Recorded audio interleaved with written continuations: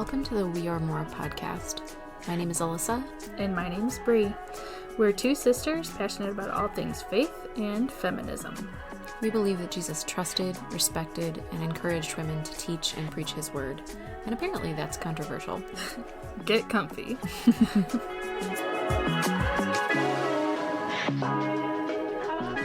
Hello, world. Hello. You'll be happy to know that today we are recording in a room that's not 9,000 degrees.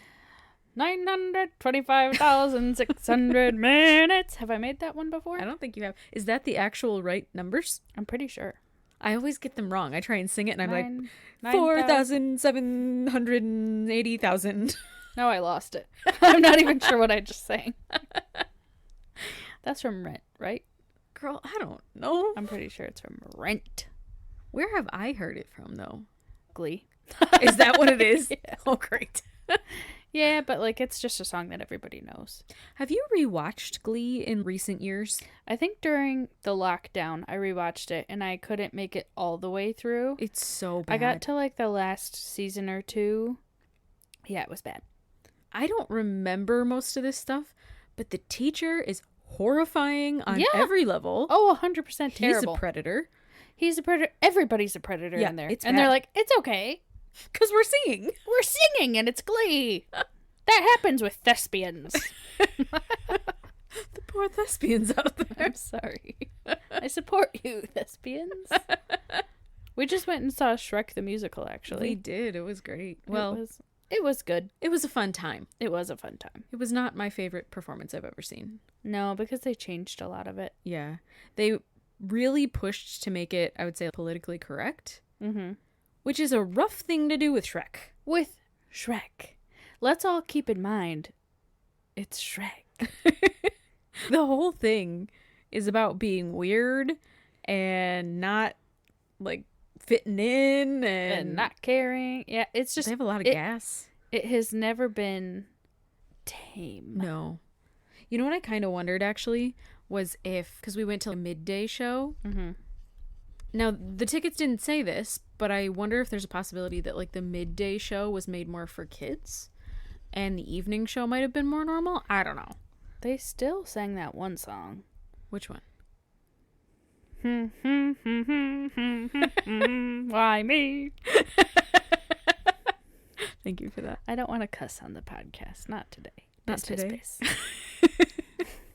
Do other people know that that's like our tagline? We say it all the time in real life, but I think we've only said it once or twice on the podcast. I think it came from the podcast. It did, but it's not a running joke. I said it at work the other day and they did not react. It's because they don't listen.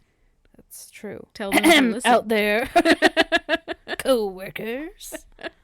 My co-workers are spread across the globe and I don't actually know who they are, so... Oh, that's so sad for you. It's really not. I'm okay with it. So today we're going to be talking about... This is one of our mini episodes.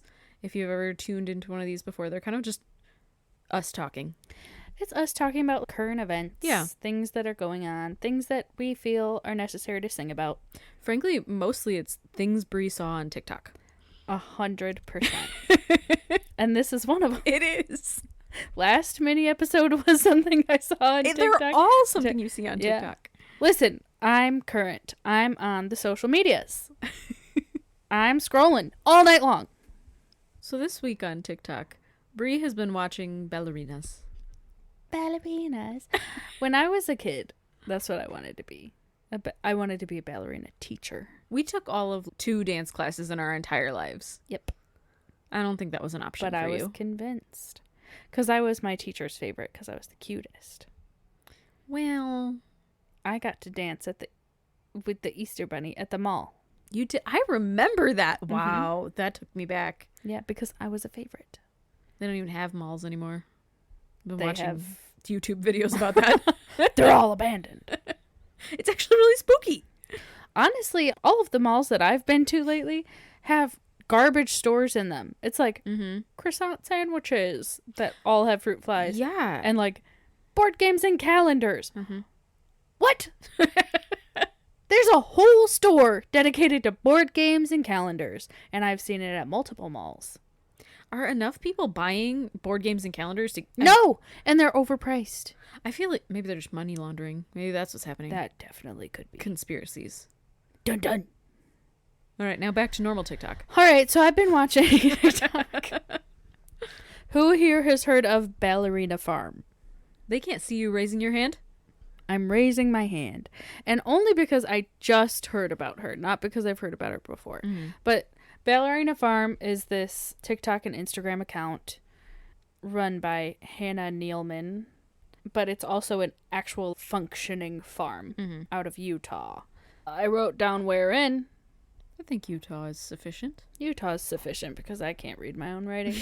But this girl, Hannah Nealman, a little bit of a backstory for her. She was studying to be a ballerina at Juilliard back in the day. Don't know when. Prior to 2018, I'm going to say. All right. Well, she's got like 8 kids, so... Yeah. Hey, sorry. don't spoil it! I'm sorry, I spoiled it. So, she was a ballerina at Juilliard when she came upon this man named Daniel Nealman. And he is the son of David Nealman, who's the founder of JetBlue. He wanted to date her. She said no for like 6 months. Eventually, he stalked her. Yeah. I don't want to say he fully stalked her, but he did figure out that she was flying from New York to like Salt Lake City and bought a plane ticket that was directly next to her. You know? Super creepy. Super creepy. And they ended up going on a date, and she said, I would like to date for a year. Which is a normal amount of time for she grew up Mormon. They're both Mormon. Mm-hmm. That's a traditional amount of time for someone of that faith to. Plus, they're very young at this point. Oh yeah, she hasn't even graduated college right. yet. She wanted to date for a year. He said pass. He's only 2 years older than her, but he was like, I need to be married and engaged now. So they were engaged after a month. After 2 months, they were married, and after I think 3 months, they were expecting their first child. Mm-hmm. Quick turnaround time. Quick turnaround. She birthed her first son and then graduated, and then they moved to Brazil for his job. Yeah. And then she popped out a couple more kids in Brazil. Now she has a total of 8 kids. She is homesteading, running this farm with her husband in Utah. They have a website. They sell all their meat, eggs, milk. On a website? Etc. I don't know. I don't know how farms work. But she's super popular on TikTok and Instagram. Between those two platforms, she has over 18 million followers. She also got really popular because with her last daughter, she had 2 due dates. So she had her actual due date when she was supposed to birth that kid. And then 2 weeks, I think, after she birthed that kid, she was in a pageant because she does pageants. So she was Mrs. American 2023, and then she participated in Mrs. World, and that was in January 2024. So she like had her kid and then boom, was in this pageant. Ouch. Yeah. I guess I didn't realize that, maybe this is going to sound bad, but that they had pageants for middle-aged women? Yeah, Mrs. I guess, yeah. I wouldn't call her middle-aged. It depends on how long she's planning on living. She's older than us, I think. Maybe. Well, I hope so. With 8 children. I can't imagine having it. But if she started that young, she's probably not that much older than us. She might be your age. As a personal story, shut up. As a personal story, our great-grandmother got married when she was 14 and started popping out kids very quickly. So, like, to us, 8 kids anywhere near the age group that we're in is insane. But you look at that just a couple generations ago, and she had, I'm not sure how many kids there were. A lot of kids. Very, very young. I mean, by the time she hit my age, she had all of her kids. You could be a grandmother. Shut up! You've been bringing up my birthday lately, so I'm going to bring up yours. I know that this is ridiculous at my age, and you all will never know what it is. I think we've actually said it before. It's a mystery that will remain a mystery. At my 97 years of age, people, like my friends around my age, saying that they're having babies, starting a family, yada, yada, yada. I'm like, whoa! That gives me anxiety. And I'm old. I had kids so many years ago. It should be normal, but my brain still can't wrap around it. I'm like, you can do that? You're still a kid. Well, some of us are still kids. Some of us are as immature as kids. And I'm talking about myself. So the controversy with Hannah came about through an article. And it was, I believe, the UK Times. I just heard it was the Times. I think it was the UK Times. Megan Agnaw is the author. Journalist. Okay. The writer. The interviewer. The person. So she went and sat with the family and I think spent a couple days there. Just one day. Was it just one day? I think so. And just kind of observed them as you do if you're writing an article on someone. She interviewed them. She watched them live their lives. And then went back and wrote an article that has become very controversial. And this just came out. So July 20th, 2024 is when this article came out. So the article strongly implied, I'm going to say, that Hannah had given up her life dreams of being a ballerina. She wanted to be a professional dancer. And she chose not to do that so that she could follow her husband where he wanted to go, farm because that's what he wanted to do, and have 8 babies because that's what was expected of her, whether from her family or her religion or her husband. One of the pieces that I saw said that she, and this is not that relevant, but I just thought it was hilarious. She was like, you know, we got married and we talked about having kids and we both want kids because I guess they both come from families of like 9 children. And so they want a big family. And she was like, we just left it up to God. Whenever God wanted to give us children, that was fine. And God created anatomy and biology, sister. Do you know how that works? Well, she goes, we didn't expect it just a couple months later. I was like, once again, have you had the conversation of the birds and the bees? Right? Did we not talk about this? Come on. Now, I understand that hyper-religious families don't necessarily teach sex ed super well, but I think after the first 3, you might figure something out. Seriously. Birth control. And, if you want a huge family, there's nothing wrong with that at all. Have all the babies that you want to have. Yeah. But to say, well, we left it in God's hands, but we didn't expect it so soon. You're going to end up like the Duggars. Come on. They still want more kids. They've said they want more kids. But Hannah has, part of her social media presence is that they call her the queen of the trad wives. That was the name of the article too. Yeah.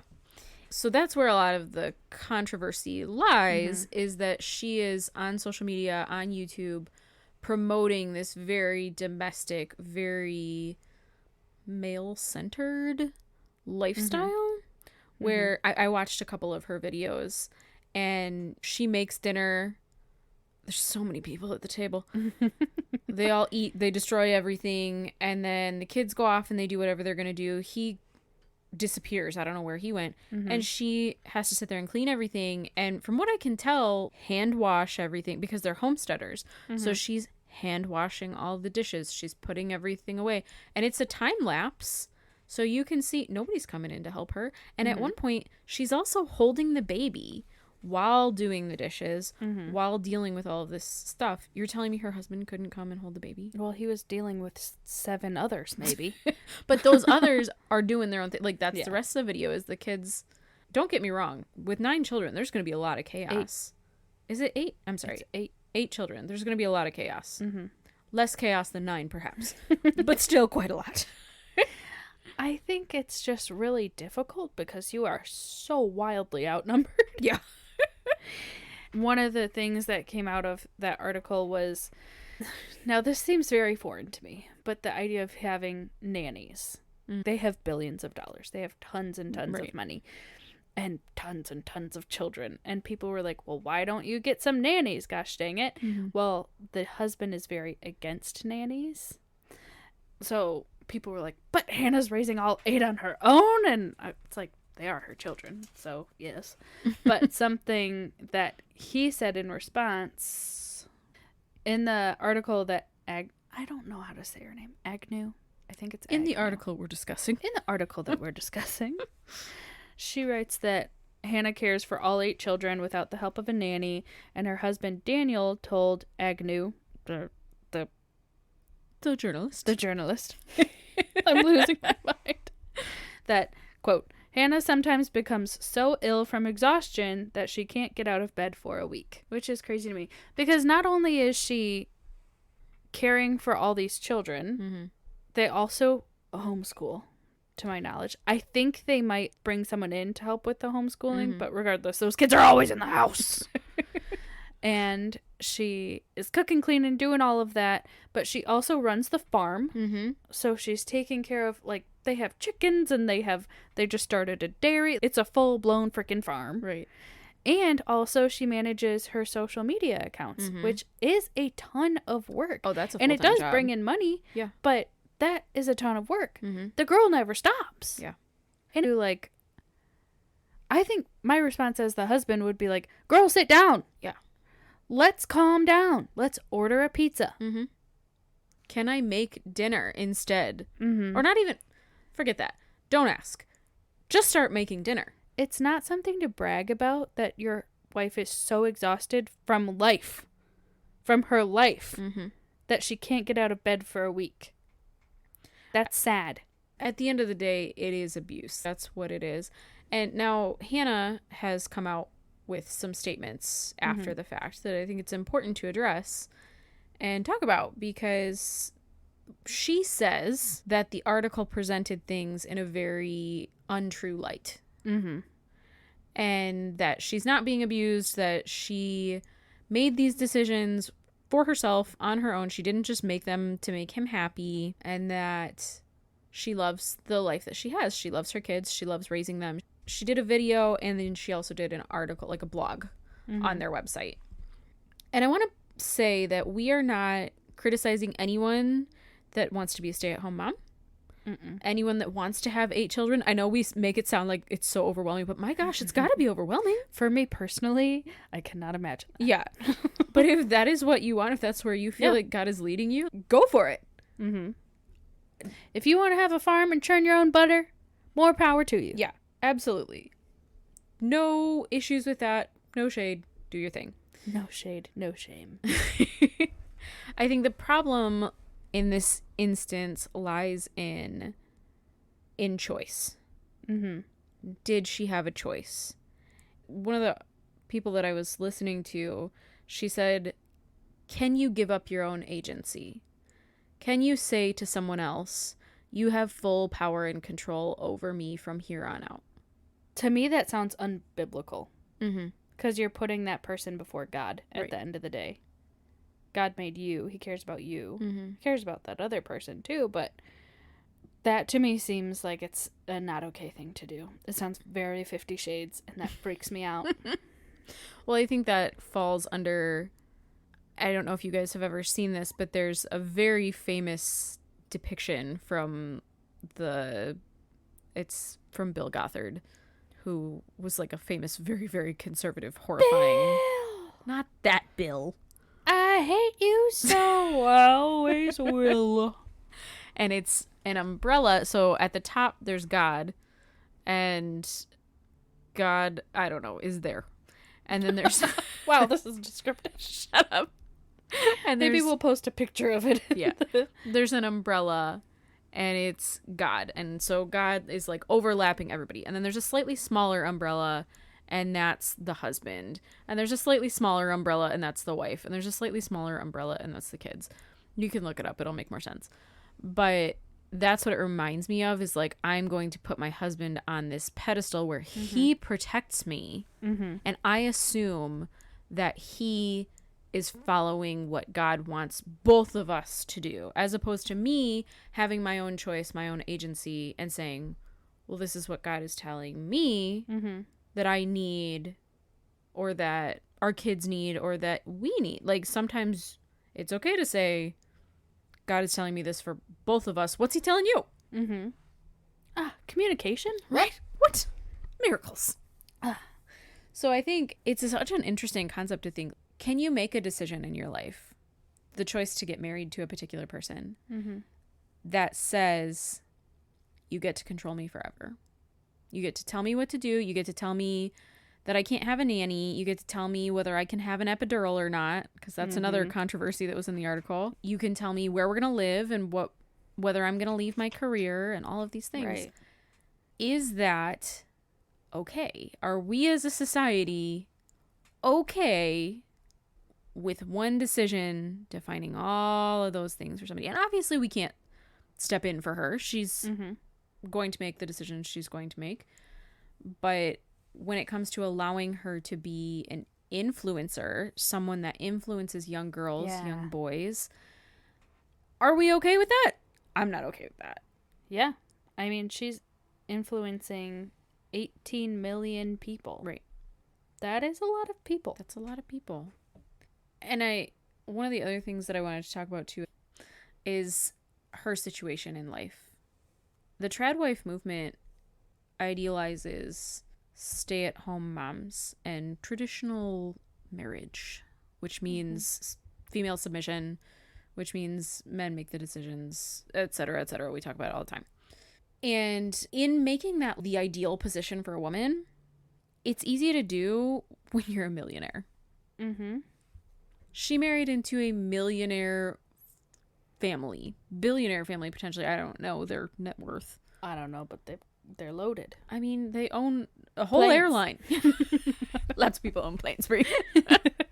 They own an airline. Dang. And when you have that kind of money, you have a lot of freedom. Yep. If she chooses to divorce this man someday because he is whatever, because if she decides that this is an abusive situation or whatever, that she leaves him, number one, she's probably going to get a solid divorce settlement. She's going to get a lot of money out of this. Number two, she has a social media following. So she really does have a job that she's going to make money at. Financially, she's doing okay. While saying, be a stay-at-home mom, quit your job, you don't need to make money, she's making all kinds of money. Other women in less financially stable situations, her influencees, yes, let's say they follow what she does, and they quit their jobs, and they are fully financially dependent on their spouse. Now, they don't have the option to leave. Right. If he becomes abusive, if he abuses his power, she can't leave. She can, but it's going to be very difficult. She's going to have to look to family. She's going to have to look to charities. She's going to have to look to a lot of places to help financially support her in this divorce situation. Right. Whereas if she had a stable job, if she had some independence, if she had a community outside of her husband, or the people that she was looking to be influenced from, encouraged her to be strong, to not just make decisions because a man or someone else told you to do so. Like, you are strong, you are valued, you are worth more. Maybe she would make a different choice. Right. And I'm not saying, again and again, if your choice is to be a homemaker, if that's something that you feel God is calling you to do, awesome, do it. But I think don't hold it up as the gold standard for all women. For all women. Just because you're a woman means that you must enjoy cooking and cleaning and birthing babies without epidurals. No one enjoys birthing babies. I mean, maybe there's like 2 people that do, but it is a bad time. Okay, we got to talk about why we're talking about this, though, because she has had 8 children. And the interviewer was talking to her, and she's like, so you had all of these without any epidurals, any pain medication, whatever, yada, yada, yada. And she's like, yes. And her husband had left the room at that point, and she whispered to the interviewer, she was like, except for one of her daughters, I think her name was Martha, because she actually had her at a hospital. she's like, I had an epidural with that one because I ran 2 weeks late. And she was a 10-pound baby. Ugh. And it was the best experience ever. And Daniel was gone. Mm-hmm. And she specifically mentioned her husband wasn't there. Mm-hmm. She had an epidural. And it was the best birthing experience of her life. Well, I believe she's made a statement about that particular part of the article, too. Mm-hmm. And she said she didn't whisper it because he left the room and he didn't want her to hear him. Because that's how the article made it mm-hmm. sound. She said, I whispered because he got a phone call and so he left the room and I didn't want to bother his phone call. No, I can't sit here and say, oh yeah, absolutely, clearly she's lying. Mm-hmm. I can't do that. That doesn't sound the most logical to me, simply because his phone call is a whole lot less important than your interview. And why would you feel the need to mention it at all that your husband was gone for that birth? Right. I would just be like, yeah, except for this 10-pound baby that I had to push out. I had to get drugged up for that one. Yeah. And the concept behind that is that he believes in natural birth, correct? I don't really know. Mm-hmm. I'm making assumptions that he does. I don't really think he gets a choice. Well, if he's not pushing it out his vagine, then... That's what kills me is women... Whatever birthing experience you want to have, it is your decision. If you want to stay at home and have your baby in a bathtub, as long as you have some medical professionals there, please do that for me. But do it. Like, do that. That is your experience. You have had to carry this child for 9 months. You have to push it out of your body. It's a bad time. Yeah. So do it however you want to do it. If you want to do it in a hospital with 45 doctors and an epidural, that would be my recommendation. 45 doctors. 45. No nurses, all doctors. No, actually, the nurses are way better. I trust the nurses way more than the doctors. I had a midwife for my son, and it was great. She was wonderful. She was so kind and helpful the whole time. So maybe midwives. Maybe that's the way to go. I didn't like her. You didn't like the one that was there when I had him. All I know is I was forced to hold a leg. And now I will never have children. Adoption is always an option for you. I'm a big fan of adoption. I feel like something that was brought up through this article coming out, through all of the drama, is women have dreams.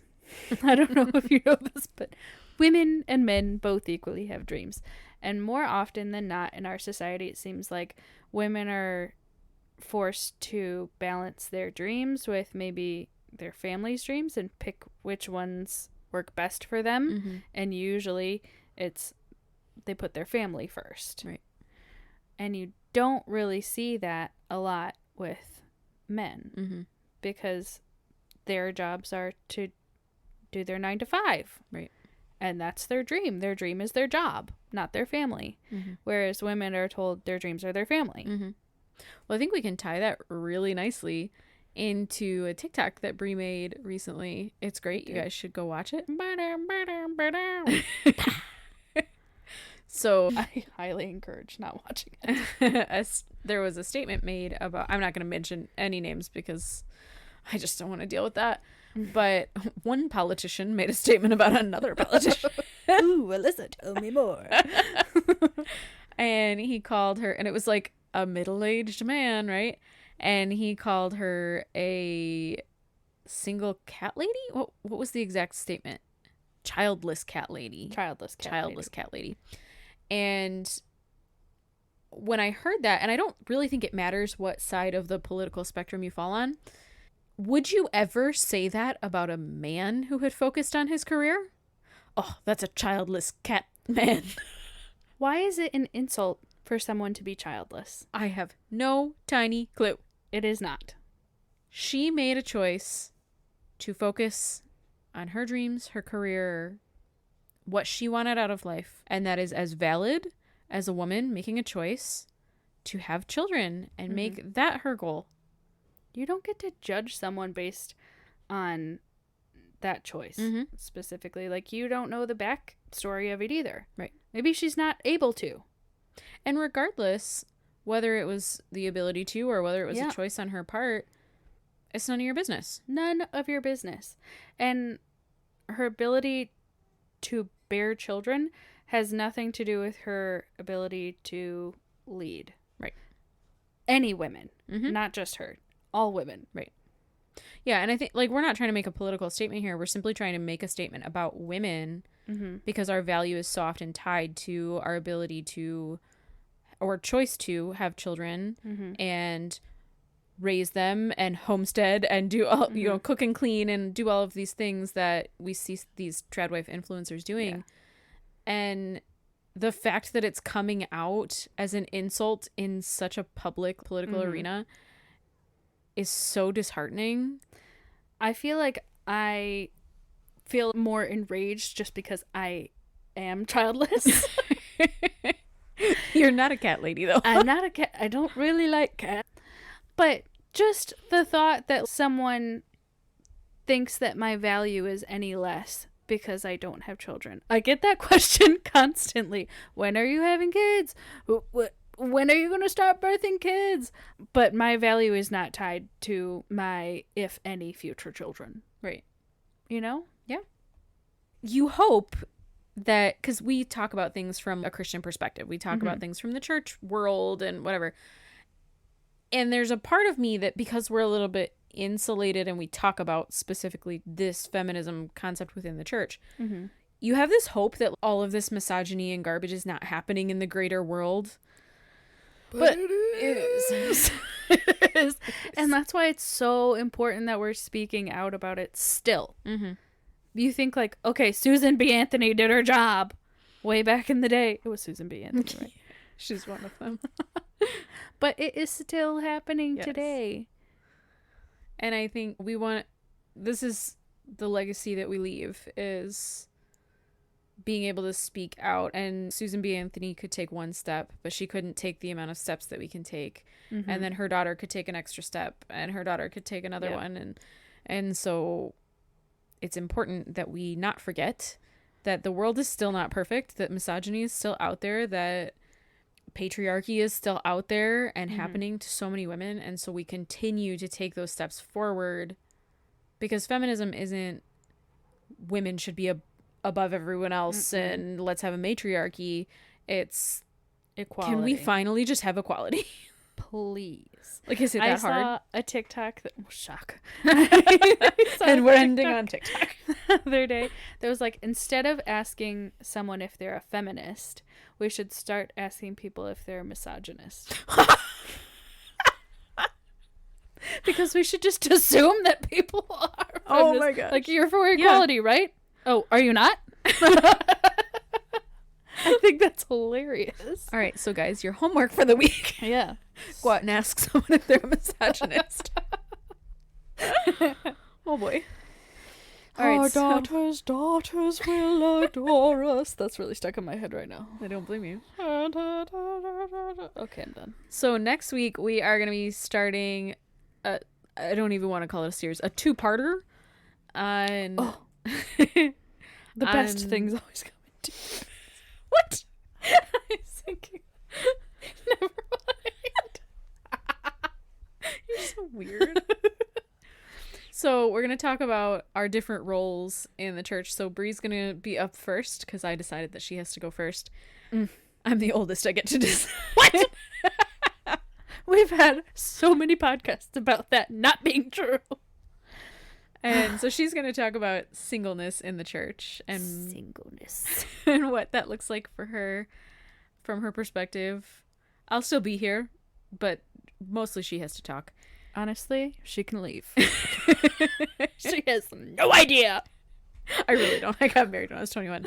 And then we'll have a week of a mini episode that we have yet to decide about, because those are supposed to be current events. And then we'll do me talking about being married in the church and what that looks like. So we hope you guys... And I'll leave for that one. Yeah, Bree can get out. And get out. I have no idea. So we hope you guys will tune in for those. I think those will be really fun and interesting to talk about. Very informative. I don't know if fun is going to be the answer. I always say fun. Fun is not... I don't know that any of this is fun. Fun meaning may make you cry. All right, so if you want to cry later, In about 2 weeks. Tune in. Tune in. One more thing that I wanted to say. Last week we said we were going to challenge ourselves every week to grow our listener base, and we asked you guys if you would share with anybody that you knew in Canada, and we saw Canada pop up just this morning. I was so excited and just so honored and blessed that you guys wanted to share like that. So this week I think our challenge is going to be anybody that knows anyone in Australia. We would love to see that little flag pop up on there. I think that'd be super fun. So please do share it with them. Please do share it with anybody that you think would be interested in our faith and feminism topic. Additionally, yesterday we hit 1,000 downloads, and we are so beyond excited about that. My daughter made us a sign. It was super cute. And we're just, I don't know, super blessed that you guys want to be on this journey with us. And we hope that you'll continue to hang out in the future and listen to more crazy fun things that we have to say. Not fun, crazy intense things that we have to say. All right, well, we'll see you guys later. We're gonna go eat some dinner. Oh, I'm so hungry. I made bread. Thank you. You trad wife. Shut up. Okay, goodbye. Bye.